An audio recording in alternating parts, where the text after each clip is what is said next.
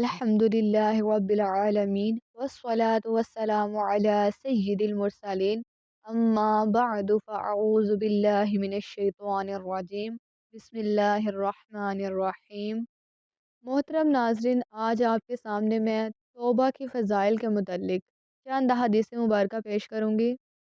حضرت سیدنا انس رضی اللہ تعالیٰ عنہ فرماتے ہیں کہ رسول کریم صلی اللہ علیہ وآلہ وسلم نے ارشاد فرمایا کہ سارے انسان خطا کار ہیں، سارے انسان خطا کار ہیں اور خطا کاروں میں سے بہتر وہ ہے جو توبہ کر لیتے ہیں۔ اللہ اکبر۔ محترم ناظرین، کیا آپ جانتے ہیں کہ مومن کے ایمان کی مثال جو ہے نا، وہ ایسی ہے کہ جیسے ایک گھوڑا اپنے قلعے کے ساتھ بندھا ہوا ہے۔ گویا کہ مومن کے دل کے اندر ایمان جو ہے وہ بندھا ہوتا ہے کہ گھوڑا کبھی اس کے پاس اچھلتا کودتا رہتا ہے لیکن واپس اسی کے پاس آ جاتا ہے۔ چنانچہ مومن بھی کبھی بھول چوک کر گناہ کر بیٹھتا ہے لیکن پھر لوٹ ہی آتا ہے، یعنی توبہ کر لیتا ہے۔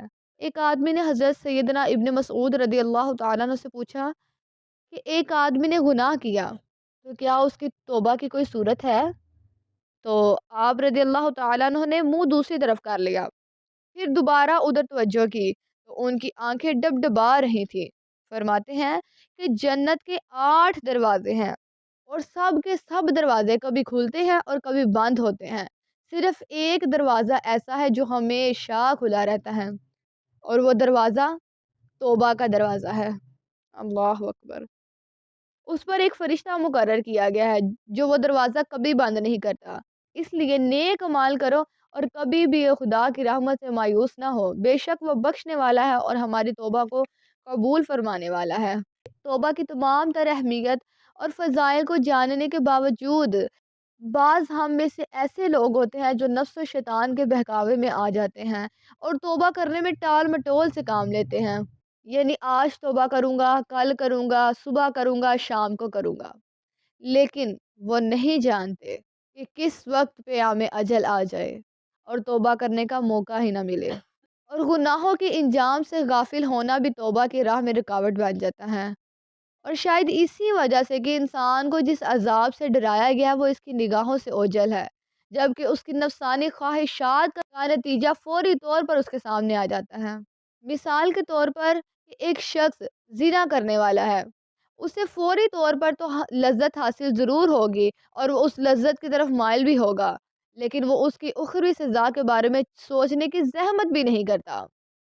لیکن آپ کے سامنے میں ایک مثال پیش کرتی ہوں کہ آپ کو کوئی ڈاکٹر یہ کہہ دیتا ہے کہ تمہیں دل کا مرض ہے، مثال کے طور پر کہ تمہیں دل کا مرض ہے، لہٰذا تم نے چکنائی والی چیزیں نہیں کھانی، مثلاً پراٹھے نہیں کھانے، سموسے پکوڑے نہیں کھانے، اس طرح کا کھانا تم بالکل چھوڑ دو۔